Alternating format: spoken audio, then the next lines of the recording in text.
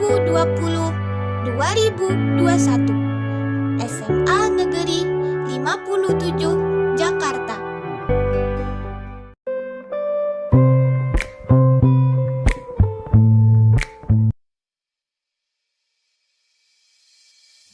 Assalamualaikum warahmatullahi wabarakatuh. Nama saya Wulan Safitri dari SMA Negeri 57 Jakarta, kelas 12 MIPA 3. Saya akan menunjukkan ujian praktek kimia yang berjudul bel listrik yang diuji oleh Pak Irwan Rianto dan Pak Jet Henry.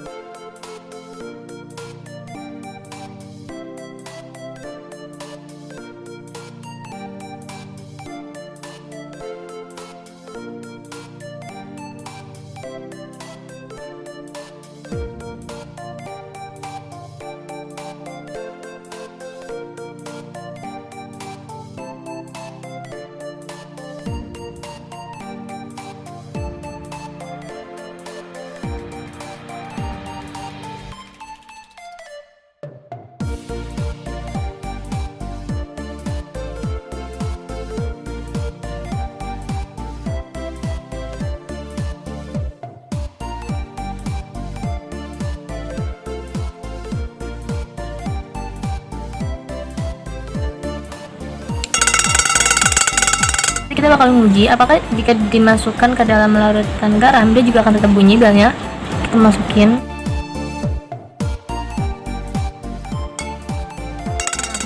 Artinya berarti larutan air garam ini mengandung elektrolit sehingga dapat menghantarkan listrik.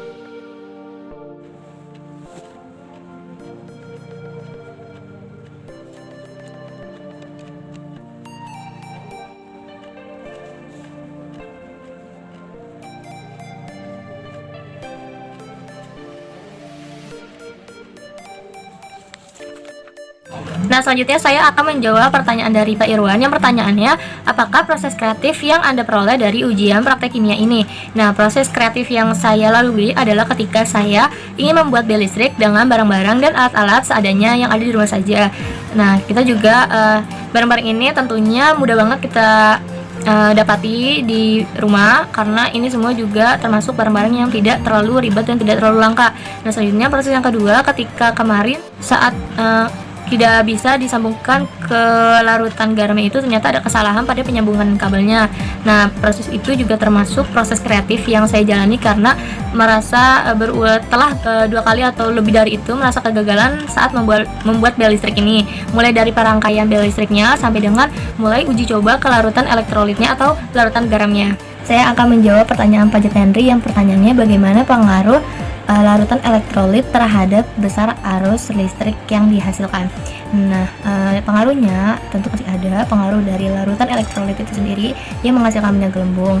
Nah, ini menunjukkan bahwa larutan elektrolit terhadap besarnya arus listrik yang dihasilkan oleh bel listrik ini tentu sangat berpengaruh dan dapat menghantarkan listrik sehingga bel dapat berbunyi.